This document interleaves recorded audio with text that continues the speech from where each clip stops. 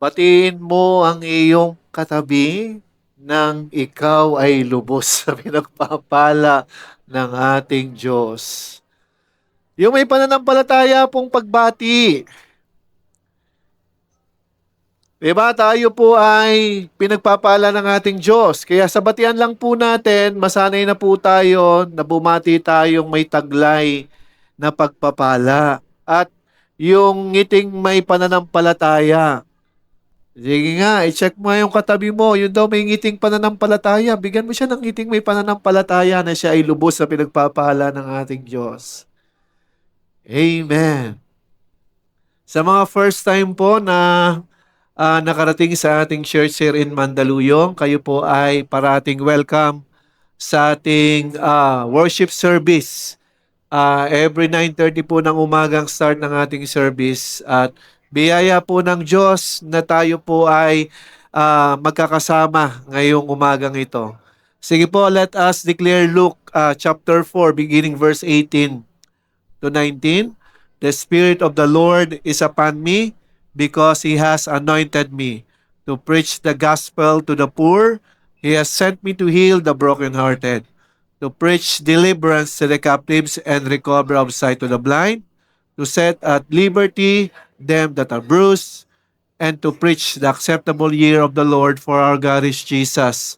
He is the anointed one. Ang ating pong J1 culture, yung pong may pananampalataya, I am a blessing, I am anointed, I am a deliverer, I am a good follower, I don't destroy, I build, I am not seasonal, and in everything. I am part of something big. I'm in partnership with Christ. And the last is, I am not extreme. Sabay-sabay po nating panghawakan ako yun. Yung may pananampalataya, sabihan mo yung katabi na siya yun, ikaw yun. Amen. All glory to God. Ayan, i-check nyo po ang inyong mga katabi at i-familiar nyo po ang inyong mga katabi at baka next Sunday kayo ulit ang magkatabi. Di ba? Ayan, ang pag-uusapan po natin ngayong umaga is about joy. May kisabi joy. Joy Nino. Sure ka? Check mo nga kung sino tatay dito. May joy ka ba, father? Ayan. Pag-uusapan po natin is the joy of a father. Pagala ka ng isang ama. Kaya sa mga tatay, araw ba natin ito? Amen! Sige po, sandali tayo mag-pray. Pagkatiwala po natin ang mensahe ito sa ating Panginoon. Abba Father, we pray and declare na ngayong umagang ito, malayang kikilos muli ang iyong kapangyarihan. Allow your presence to capture our heart and even our minds, O God, maghari ka. Hayaan mo, Diyos, na ang mensaheng mahayag sa aming kalagitnaan ay maunawaan ng bawat isa sa amin. Anoint the ears of the hearer and even, O Diyos, my lips. Let your anointing flow at ikaw lamang ang mag-glorify. This we ask in Jesus' name. Amen and amen. Makikicheck nga po ang inyong mga katabing tatay. Mga katabi niyong tatay. Happy ka ba? Happy dad ka ba? Ah, Amen! Sino po ditong single parent na tumatayong tatay dahil siya ay nag-iisa na na mother. O yun, si tatay, single parent na.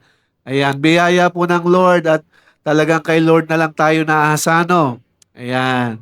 Sa mga mother na nagiging tatay, dual personality. Di ba? Eh, ganun po talaga ang buhay. May mga pagkakataon na nagiging tatay din ng isang nanay. At ito pa pag-uusapan natin. Ano ba yung kagalakan ng isang ama na kailangan po nating ma-remind at kailangan po nating magunita or maalala bakit ba mahalaga na ang tatay ay masaya. Kailan nyo huling napasaya ang inyong mga tatay? Nung birthday? May mataas na grade? Oh, may dalang apo. Binigyan agad ng apo yan, no? Ayan. The true joy of a father. Simulan po natin sa perspective ng Lord. Ang number one point po natin, sabay-sabay po nating basahin. God created Eve to demonstrate submission. Mga tatay, panalo na agad. Ano na nahimik yung mga tatay? Katabi nyo ba ang mga Eva? Katabi nyo ba ang mga Eva? Ba't nananahimik ang mga tatay? Number one point natin is about demonstration of submission. Kasi, kung titingnan po natin ang perspective ng Lord about a typical or ideal couple, kailangang may Eva. Di ba? Kailangan may Eva. At anong klaseng Eva? Anong klaseng Eva? Hindi naiiba ha. Eva. Anong klaseng Eva? Nagsasubmit. Di ba? Yun ang design ng Diyos. At walang isang tatay. Kasi ang mga tatay, nagiging tatay din sa mga wife. Di ba? Minsan, kadalasan naririnig ko to sa mga couple, Dad! Dad! Di ba? Tinatawag ako, Daddy! Nakikidaddy yung wife sa tatay. Di ba? Daddy. At kadalasan, maraming ganun ang tawagan. Mommy, Daddy, ano pa bang me? O kaya, me, D. Pinaiksi ano? D, me. At mapapansin po natin na ang sarap mabuhay. Makikisabi, ang sarap mabuhay kapag may submission sa pamilya. Amen. Ba't parang nananahimik kayo? Di ba? Yun po ang isang demonstration na pinakita ng Lord that the joy of a father, kailangang meron demonstration of submission every day sa mga Eva. Ang mga Eva po ba ay nagsasubmit sa mga Daddy, Papa? Nakikipapa ka ba sa asawa mo? Diba? Nagsasubmit ba tayo? Yun ang malaking tanong. At yung bang submission natin attracts the eye of our Lord. Ito ba ay nagbibigay ng pansin sa ating Panginoon na nagagawa natin ang bilin ng Lord? Kasi binilin po ng Lord kay Eva, pasakop. At sa mga daddy, anong bilin ng Lord? Sa mga daddy, anong bilin ni Lord? Ano yung instruction ng Lord sa mga father? Sumunod kay Eva. Yun ba? Ang sabi ng Lord kay Adan, kay Adam, di ba? Mahalin. Mahalin ang Eva ng buhay. Yung kakaibang Eva sa buhay mo. Amen? Kakaiba yung Eva mo, hindi tayo parehas ng Eva, di ba? Magkakaiba. At ang bilin ng Lord, mahalin. Pero doon muna tayo magfo-focus sa submission. Kasi, ang pinag-uusapan natin is about the joy of a father. Ang hirap mabuhay sa isang relationship na hindi mo nakikita ang Eva mo na nagsasubmit. Di ba? Kaya, si Adan, kinakausap ang puno. Kinakausap na lang ang puno. Kasi hindi nagsasubmit si Eva. Okay?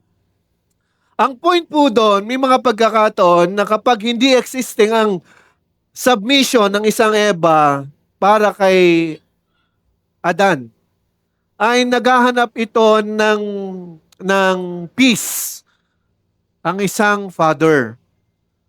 At kung nature lover yan, nagmumuni-muni yan sa luneta. Sino pong mga nagpunta na sa luneta dahil medyo nagkaroon ng issue silang couple at napansin niya ang lahat ng pwedeng mapansin sa luneta. Kasi doon niya inirelease yung hindi niya ma-release. Kasi nga walang submission ang kanyang wifey. Di ba? Kaya sa nature, at kung hindi naman nature lover yan, baka yan ay mahilig pa sa barkada, baka sa barkada niya sinasabi. Yeah? Anong sense, pastor? Kasi kapag ang isang relationship na walang submission, speaking about a father, kailangan munang maramdaman niya sa kanyang kabiyak ang submission. Kasi when your partner ay hindi nag-submit sa'yo, okay, yung mga anak mo, pipila din sa isang senaryo na hindi ka rin pararanasin ng submission. Kaya may mga ganun pong moment. Kaya kailangan natin makita ano bang bilin ng Lord.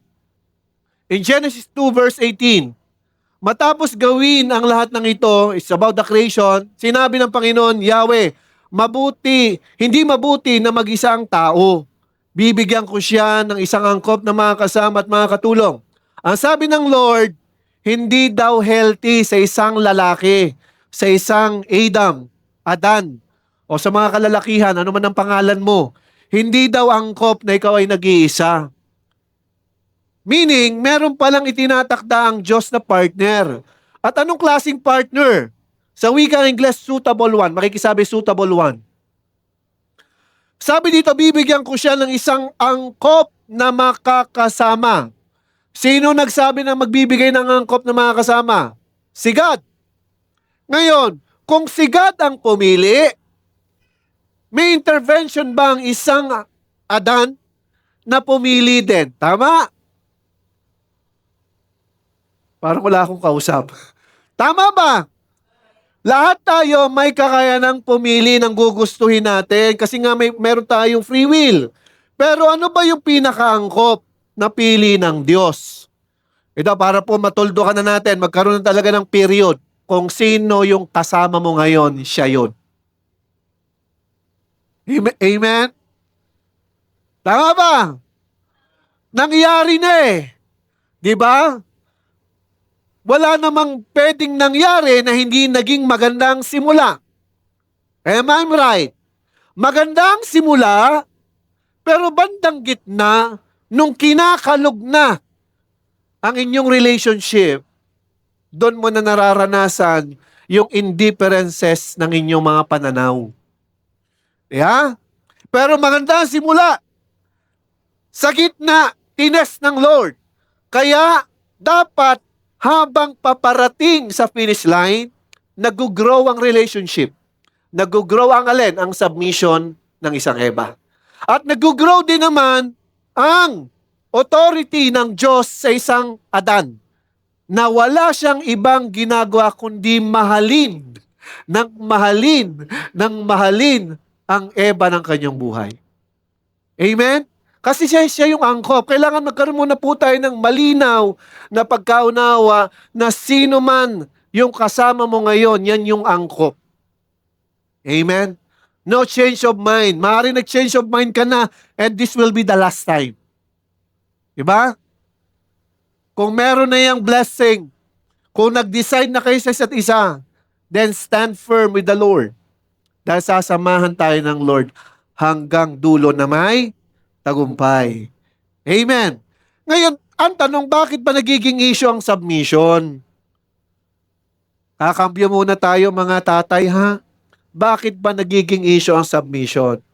Kasi maaaring hindi ramdam ang pag-ibig. Maaaring hindi ramdam ang kindness. Maaaring hindi existing ang patience. Diba? How God define love? Anong definition ng love? Diba? May kindness, full of patience.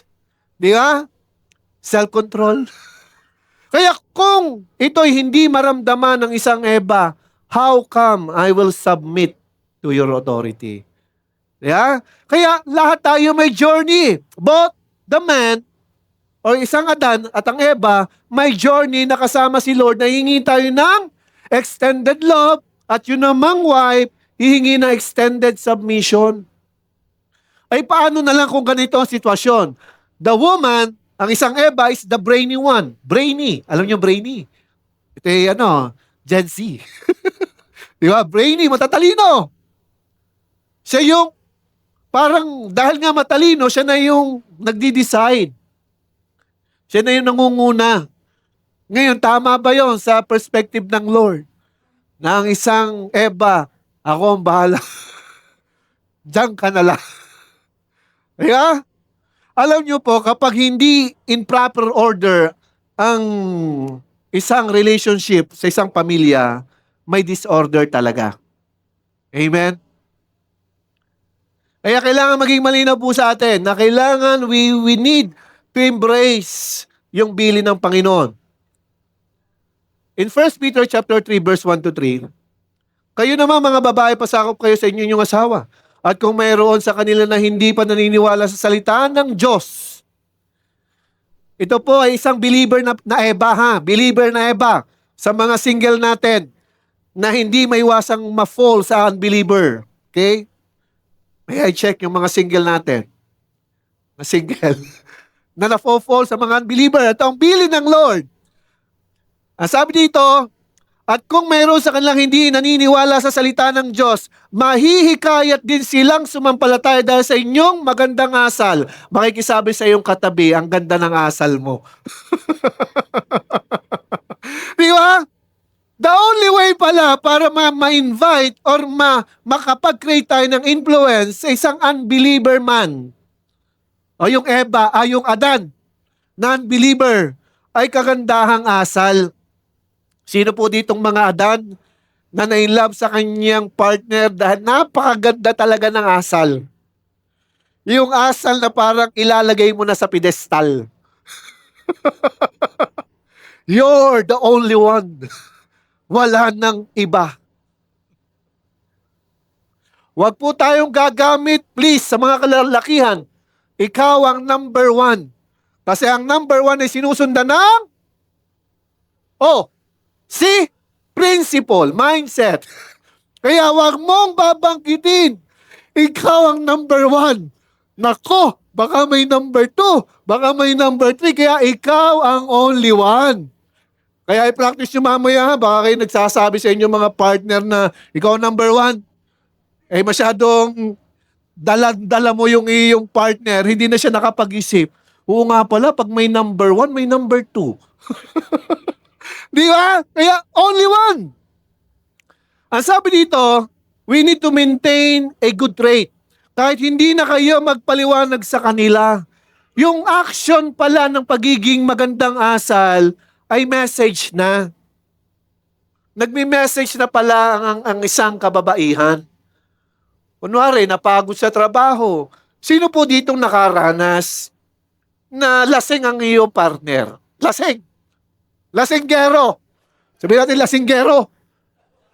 Sa halip na nainis ka, ipinaghain mo ng masarap na sabaw ng nilagang baka. Naka-serve ng maganda. Tinabihan mo. At sinubuan mo kasi hindi na siya maka-focus sa paghawak ng kutsara kasi nga lasing. Nagagawa ba yon? Nowadays, naku, malabo na yata, no? Kung mapapaglutuan pa. Di ba? Pero ang point po dito, sabi dito yung magandang asal.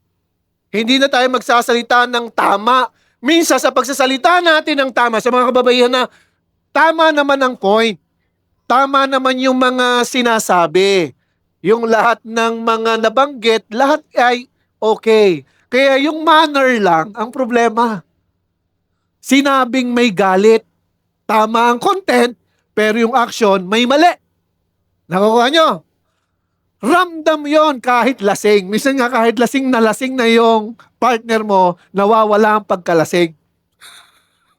Nawala ang pagkalasing. Di ba? Kaya yung manner po, ang nais ng Lord maiayos natin.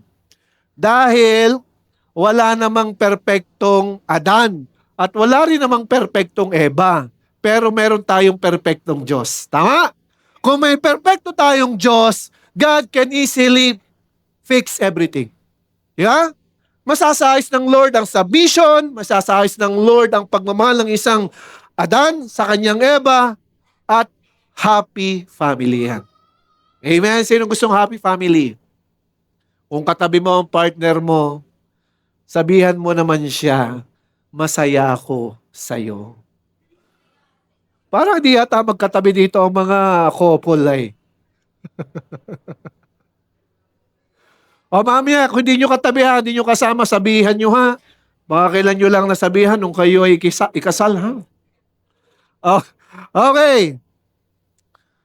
Kahit hindi siya magpaliwanag sa kanila, sapat nang makita nila ang iyong makadiyos at malinis ang mamumuhay. Ang inyong ganda ay huwag maging panlabas tulad ng pag-aayos ng buhok at pagsusuot ng mga gintong alas mamahaling damit. Ito ba'y binigyan ng Lord ng diin or ng point ang pagiging magandang asal. Amen? Yung kagandahang asal po ay nakakahawa. Sino po naniniwala na kagandahang asal nakakahawa? Amen. Tama. Ito, baliktarin natin. Yung kasamaang asal nakakahawa din. Oh, kayo naman, para naman kayong mga... Di ba? Nakakahawa din. Kaya both traits, nakakahawa. Eh, anong pipiliin mo? Yung mas maging salbahe sa'yo? Ay partner mo yan. Yeah? Kaya ang bilin ng Lord, be watchful of your action. Be watchful of your traits. Dahil kahit hindi ka magsalita, ito'y nakakakuha ng impluensya kapag may magandang asal tayo. Amen? Malinaw na. Alam niyo po, ang mga kalalakihan, marunong ding mag-submit. O sa mga kababaihan na kami marunong ding mag-submit kapag damang-dama namin ang respeto. Yes. Pag ramdam namin ang respeto, willing kaming mag-submit at mag-tolerate ng mga kakaibang mga kahilingan. Yung mga kahilingan na parang out of this world.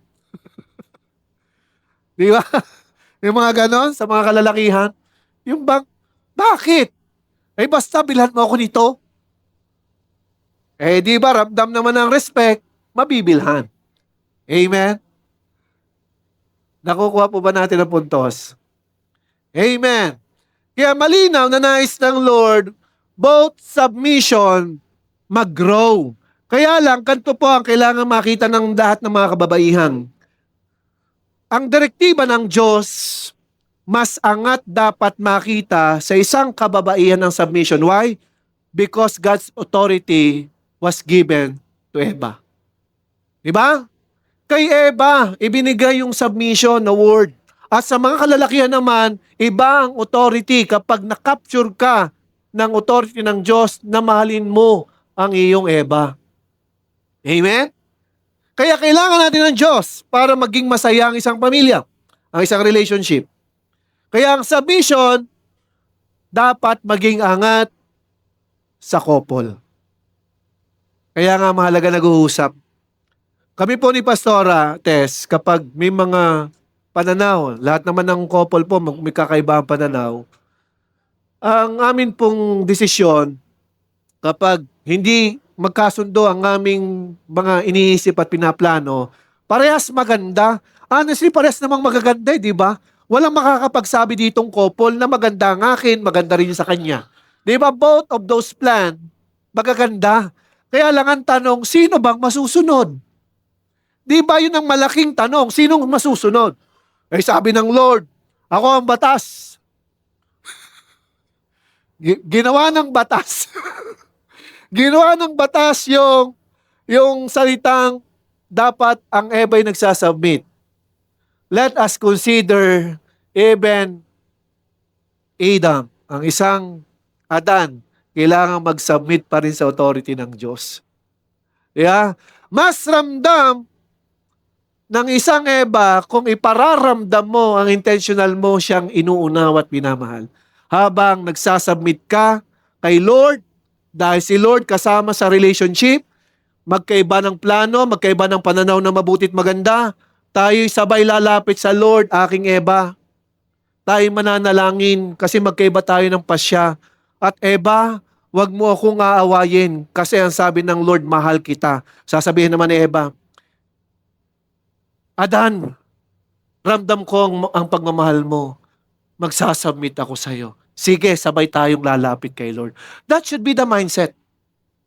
Hindi nyo dapat pag-awayan ang anumang pinagdadaanan sa buhay nang hindi kayo nag-uusap ng maayos. Amen? Kaya nga po ang tahanan, kapag may mga issues na ang couple, maraming anghel na tumatambay sa tahanan. Alam niyo po ba yung kasabihan? Ito pa hindi totoo ha. Ano ko lang ito? I-share ko lang. Pag daw may dumaang anghel, ano daw yung kasabihan ngayon? Pag may dumaang anghel, tahimik. Sino na naabot pa yon? Yung kasabihan ngayon. Hindi po yung totoo ha. Nananahimik yung tahanan kasi maraming nakatambay na anghel. Nung pala hindi nag-uusap yung mag-asawa. Di ba? Kaya, kailangan maging malinaw, si God kasama nyo. Lalapit kay Lord. At ilapit kay Lord. Nang sa ganon, may saayos ang lahat. Amen. In verse 4 and 5, same book of 1 Peter chapter 3, sali pagyamanin ninyo ang kagandahang loob na nakatago sa puso. Nasa puso lang pala natin magandang ugali, ang magandang asal. Sabihan mo yung katabi, uy, meron ka pala. Sabihan mo siya, meron ka palang magandang asal. Dagdagan mong mailapas yan. Ang linaw sabi ng Lord, sali pagyamanin ninyo ang kagandahang nakatago sa puso. Bakit meron tayong kagandahang asal na nakatago sa puso natin? Why? Because we are created in the likeness and image of God. Kaya ang isang wife, ang isang Eva, may magandang submission yan. Amen? At ang isang Adan naman, may magandang klase ng pagmamahal yan. Amen? Sabi ng mga kabataan, pang-couple yata ito ha. Darating din kayo dyan, mas maganda, marinig nyo na. Amen? O sa mga kabataan, di ba? Mas maganda naririnig nyo. Amen. Merong nakatago magandang asal. Ang kagandahang walang kupas, nalikha ng mahamot, mapayapang diwa. I-check mo nga katabi mo kung ganyan siya. Maamo at may mapayapang diwa. Parang hirap, pastor, mangyari yun pagka kami nagtatalo eh. Nagiging, sabi ng iba, tigre, leon, monster, ano pa, halimaw. Ang sabi doon, meron daw natatagong walang kupas na maamong mukha at mapayapang diwa na lubhang mahalaga sa mata ng Diyos. Masarap po na makita natin ang perspective ng Lord. In verse 5, iyan ang kagandahang ipinakita ng mga banal na babaeng umaasa sa Diyos. Ang mga kababaihan, ang sabi po ito ng Lord para sa kababaihan ha, iyan ang kagandahang pinakita ng banal na babaeng umaasa sa Diyos noong unang panahon. Ito po as a reminder sa ating lahat na mga kababaihan ay may likas na maamo at mapayapang diwa. Kaya kapag siya ay nagkakaroon ng mode ng pagiging tiger, nagiging tigre, paalala mo sa kanya, ang mahamo mong mukha. At ang iyong diwang mapayapa. Amen? Sinong gustong ganon? Kanino yon? Ba't parang wala nang makapag-akin yon? Kanino yon? O sa mga kababayan? O sa mga lalakihan natin, lahat yon. Kasi we are created in the image of God. Okay, number 2. Kasi ito po yung ideal traits na kung saan ang joy ng isang tatay ay umangat. May submissive na Eva at pangalawa ay child was created by God to obey and love their parents. Ang bigat po ng bawat araw, if you are living in a household na ang wife mo hindi nagsasubmit, ang mga anak mo hindi pinararamdam na mahal ka, hindi ka pinakikinggan, yung role mo bilang isang tatay, yung character mo bilang isang tatay, is totally affected. Amen? Kaya kung mahal mo ang iyong tatay, ang iyong father, show them that you obey them. Show them that you love them. Dahil ito ang perspective ng Lord. Ito ang design ng Diyos. O sa mga kabataan, kamusta ang inyong obedience sa inyong mga tatay? Kamusta ang inyong pagmamahal sa inyong mga magulang? Existing pa rin ba yung naglilihim kasi alam na hindi papayagan? Hala, marami palang secret. Kaya, wag pong ganun. Kung hindi papayagan, tanggapin. Kaya nga nadudun yung obedience eh. At pwede ka namang umasa sa Panginoon na ang Lord ang hihipo. Alam niyo po, ganito sa mga kabataan natin, wholesome po ang ating turo ha. May instinct po ang isang tatay at ang isang nanay sa danger na maaaring dumating sa buhay ng isang anak. Sa mga magulang, tama ba? May instinct po kami. Na kung maaari anak, ipagpaliban mo muna, may ibang araw pa. Di ba? Hindi naman sa pinagbawalan, kinukontrol lang na may limitation. Kasi nga, premature pa ang emotion. Ang mga pangarap sa buhay. Premature. Pag sinabing premature, kulang pa sa edad. Kaya nga, teenager, marami pang mga trial and error. Pagka nasa AP na, ayaw na ng error sa buhay. Di ba yung mga 30s na single pa rin, ayaw na ng mga maling tao sa buhay. Hala, tama ba? Wala yata nagtataas kami mga 30 plus ha. Di ba? Ayaw na nila na may mali. Pero yung mga kabataan, malakas ang loob, trial and error. Sige, kaya ko yan. Dinner lang nung kaibigan. Di ba? Kaya, we need to obey and display our obedience sa Panginoon dahil ang Lord ang magbibless sa atin. And it will create joy sa isang tatay. Tsaka yung sense ng pagiging tatay, ramdam niya. Bakit? May nakikinig na anak. Amen? Say hallelujah. Nabe-bless po ba tayo sa message ng Lord? Amen. Ephesians chapter 6, beginning verse 1 to 4. Ito po ang bilin ng Lord. Ito po puro reminder. Pero yung number 3 natin, dito po tayo kailangang maging mas ready. Mga anak, sundin ninyo ang inyong mga magulang sa Panginoon sapagkat ito ang nararapat. Igalang mo ang iyong ama at ina.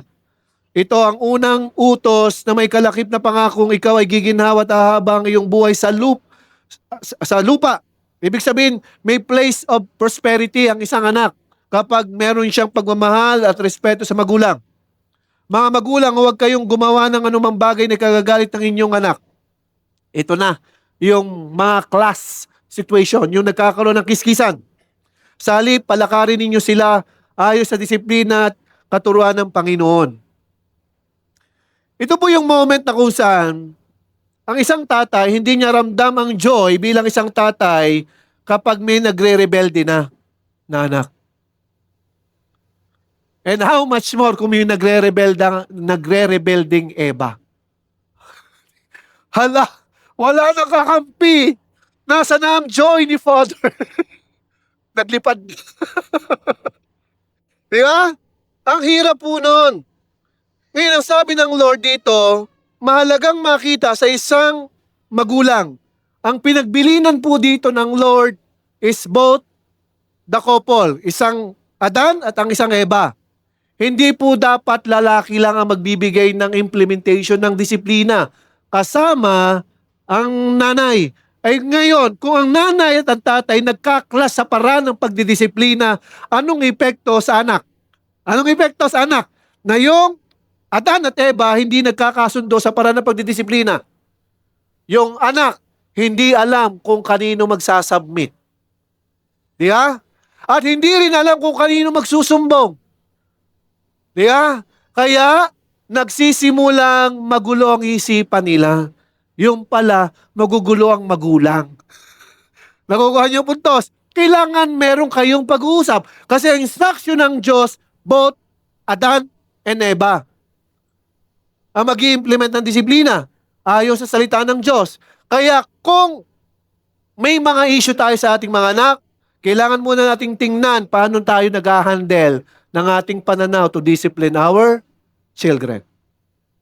Amen? Eh ngayon, kung believer ang isang anak, ilapit mo ngayong magulang sa Panginoon.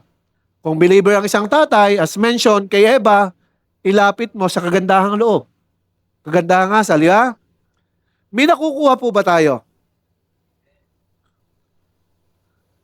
Number 3, the last point. Ito na po yung huli. Yung unang dalawa, ideal yon to create the joy of a father. May submissive na Eva at may typical na anak na nag-obey at nagmamahal, nagre-respeto. Pero ito po ang present days natin na situation. Yan po. A rebellious child and an unwilling wife to submit will not become an issue when God favored a father who fears Him. Di ba? Tunay kailangan natin ang pabor ng Panginoon.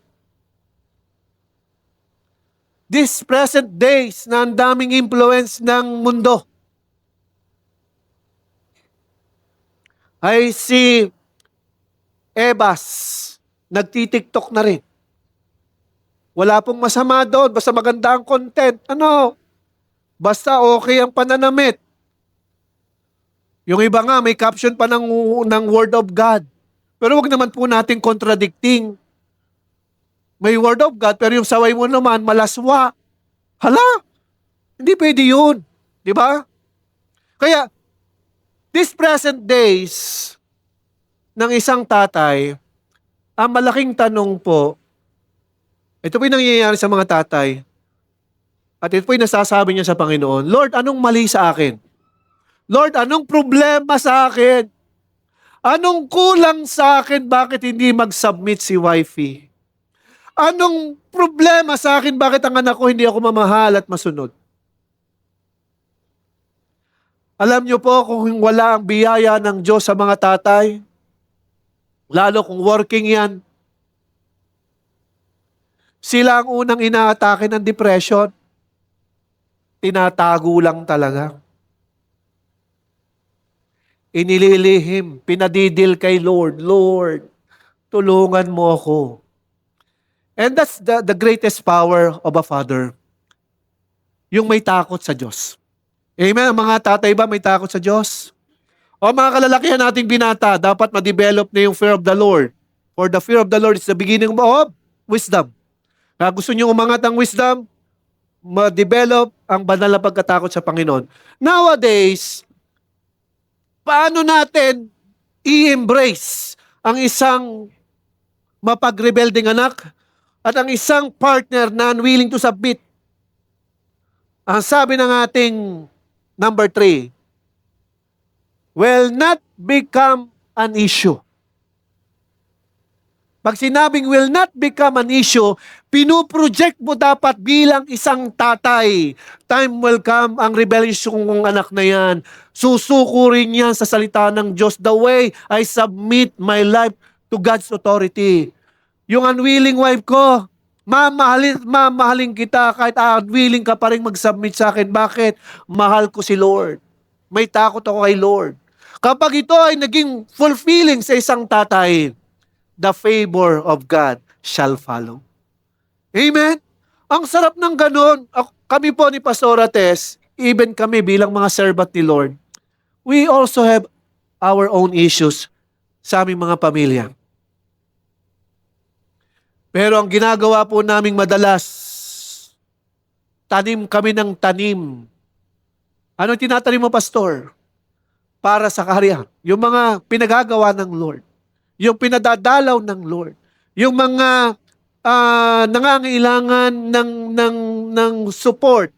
Ito may material or financial. But in a way na kung saan merong impression ng Lord. Doon namin ibinubuhos. Kasi disciplining a child na hindi ka mahal dahil hindi pa develop ang pag-ibig niya sa iyo dahil na-touch sa mundo, mahirap mawin. We need to accept it. Mahirap mawin. Pero dahil nagmamahal ka sa Panginoon, may takot ka sa Diyos, darating ang pagbabago. Amen? Sino naniniwala na ang pagbabago, ang pagiging rebellious ay magiging obedient na yan? Yung unwilling, magiging willing to submit na yan. Amen? Naniniwala po ba tayo na kaya ito ng Lord gawin at this point of time? Amen? Kaya walang issue. Anong bilin ng Lord? 2 verse ang bilin ng Lord. The Lord delights in those who fear Him, who put their hope in His unfailing love. Psalm 147 verse 11. Bakit nag-offer ang Lord ng unfailing love niya? Kasi ganito po, listen to this church, makinig po tayo mabuti. There are moments in life, every day, hindi natin ramdam ang pag-ibig ng ating Eva. There are times, hindi talaga natin maramdaman ang respeto ng ating mga anak. Saan ka ngayon kukuha ng pagmamahal isang tatay? Saan? May offer ang Lord. Sa Kanya ka humingi. Si Lord ang magpupuno, wag mong kuhanin sa mundo. Wag mong aliwin ang sarili mo sa mundo. Kasi, to be honest po, sa ating lahat, pag kinuha natin ang pagmamahal at atensyon sa mundo, aaliwin lang tayo nila pero walang naaayos na issue. Amen? Patatawanin ka lang pero problema nandun pa rin. Ang nangyari, nagastusan ka lang. Tama ka, nagastusan ka lang. Sabi ng Lord, may unfailing love. Pero kailangan ma-develop muna po yung pagiging delightful natin about the word of the Lord. Mas angat dapat yung ating fear sa Panginoon. And then ito po, maganda in Psalm 25 verse 14. The secret of the Lord is in those who fear Him, and He will show them His covenant. Kapag ang Diyos ang nagbigay ng covenant sa isang tatay na may pag-asang ang isang anak na rebellious, ang isang wife or partner na unwilling to submit, ang sabi ng Lord, my secret is with you. I-open up ko sa iyo, anak, ang mga sekreto na siyang magbibigay ng kasagutan sa iyong anak at sa iyong Eva. Amen? Kaya, malinaw na kailangan natin si God. Malinaw na may mga tanong tayo sa buhay natin na unresolved. Mga problema unresolved. Mga tanong na walang sagot. Kasi gusto ng Lord iparanas muna sa iyo ang pag-ibig. Ngayon, even a rebellious child, meron din silang kahilingan. Alam niyo po ba, si God, batid ang lahat. He is an all-knowing God. Nag-request ang isang rebellious na anak. Nag-request ang isang unwilling wife na mag-submit. May request din ng isang tatay dahil nawawala na ang joy niya bilang isang ama. Hinahanap niya. Hindi niya matagpuan sa kanyang anak. Hindi niya matagpuan sa kanyang partner. Kita ng Lord. Sa mga request pa lang, meron na banggaan. Magkakaiba ang hinihiling. Di ba? Kung batid ng Lord ang lahat ng ating kahilingan at yung kahilingan ng iyong rebellious child ay hindi akma sa'yo, ganon din. Kay unwilling wife to submit, ganon din. Both of you hindi nag-unite, wala sa harmony ang inyong mga request kay Lord. Sa tingin ba natin, ano ang gagawin ng Lord? Anong gagawin ni Lord? Ito po, ang sure na gagawin ng Lord. Anak, ang mga request nyo ay hindi ko ipagkakalo. Bakit? Hindi nyo na-enjoy ang aking pag-ibig. Hindi nyo na-enjoy ang offer kong love. Kasi kung na-enjoy nyo ang offer kong love, that kind of love will overflow. Kaya nitong mag-reach out ng isang rebellious child. Kaya nitong mag-reach out din ng unwilling wife to submit. Ganon din ang isang rebellious child.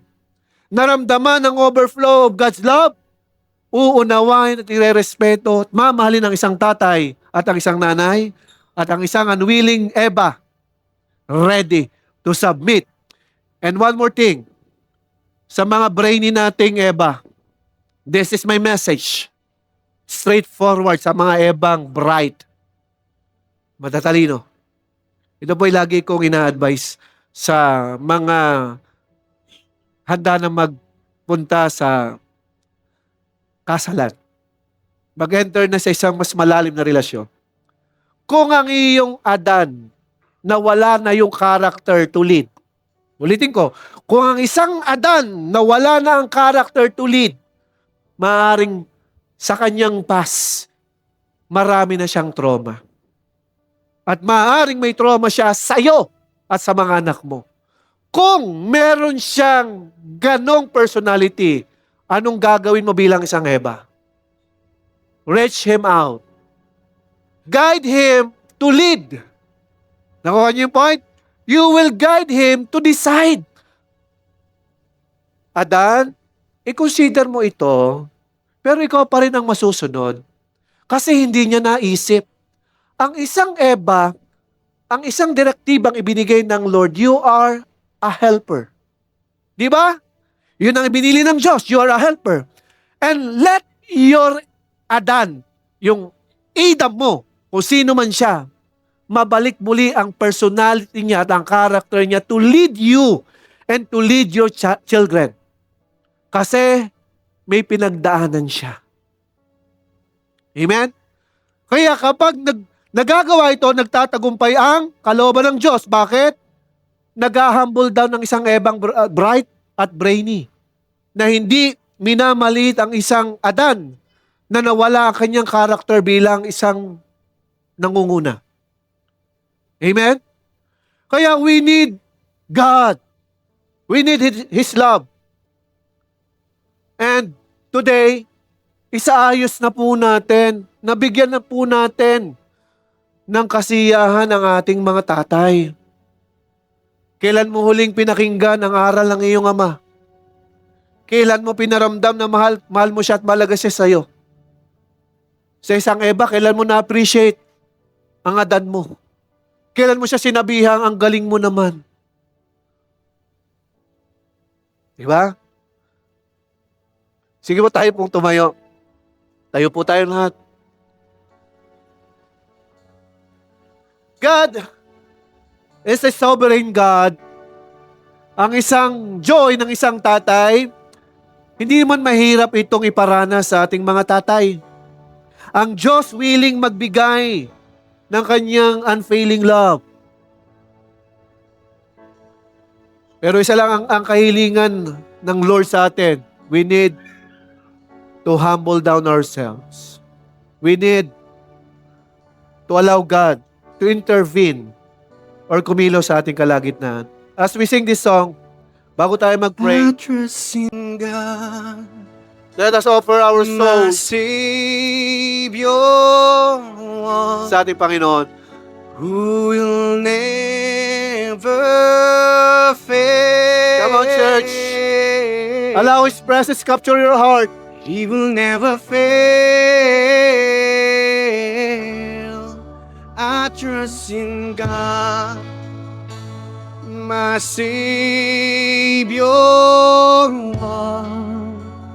who will never fail.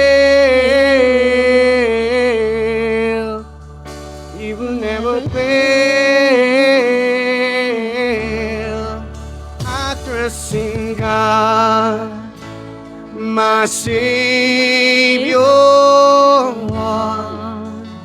who will never fail.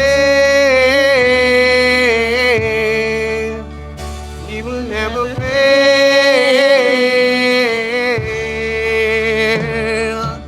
I saw the Lord, and He heard, and He answered. Come on, I church, saw the open your Lord, and He heard, and He answered. I saw the Lord, and He heard, and He answered. That's why I trust Him. That's why I trust Him. I saw the Lord, and He heard, and He answered. I saw the Lord, and He heard, and He answered. I saw the Lord, and He heard, and He answered. That's why I trust Him. That's why I trust Him now. My Savior, who will never fail. She will never fail. I trust in God, my Savior, who will never fail. Who will never fail.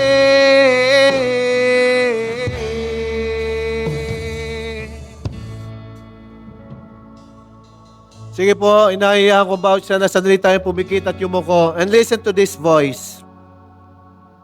For a long time, may mga moment na naipagdamot natin ang pwedeng magbigay ng kasiyahan or ng joy sa isang father, sa iyong pamilya. May pagkakataon na ipagdamot natin ang submission. And there are times nagrebelde tayo.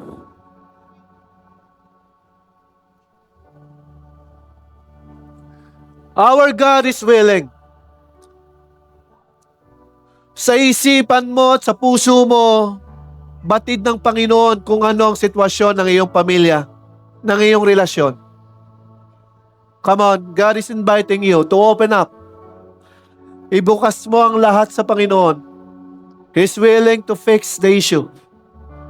He's willing to create miracle sa iyong sambahayan. Kung nais mo umiyak, just cry. I-release mo ang lahat sa ating Panginoon. The presence of our God is moving. Bikilos ang kapangyarihan ng Diyos.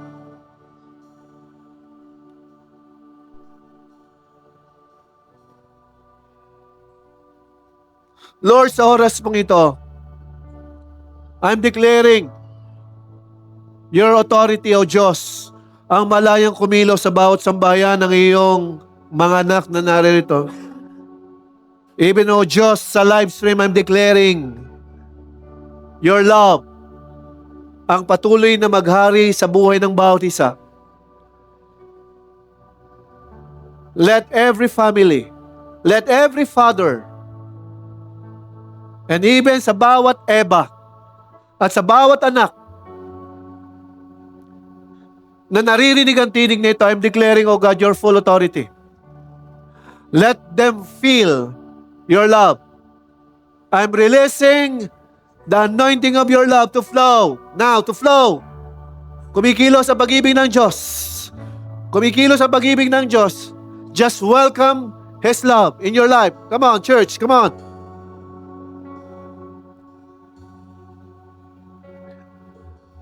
Pupunuin ka ng Panginoon. Alam ng Diyos ang mga hurts mo. Alam ng Panginoon ang sitwasyong meron ka. Let Him be the one who's in charge. Hayaan mo ang Lord na manguna. Lord, I pray that every character to lead ng isang father malain at may balik sa tamang lugar. And I'm also declaring, even sa lahat ng iba, give every woman the character to submit and even the character to help ang bawat Adan to lead.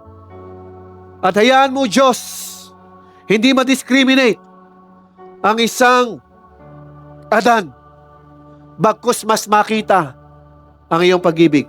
I am declaring, even sa lahat, O Diyos ng mga anak, the willingness to obey and to love their parents, biyayaan mo ang bawat isa. Hayaan mo, Diyos, na patuloy naming panghawakan ang iyong pangako that you are the owner of our family. Declaring your peace and joy will manifest sa aming mga tahanan, sa aming mga buhay. At ang lahat ng tumanggap at nananampalatayang tumatanggap ng biyaya ng Diyos ay magsabi ng Amen and Amen.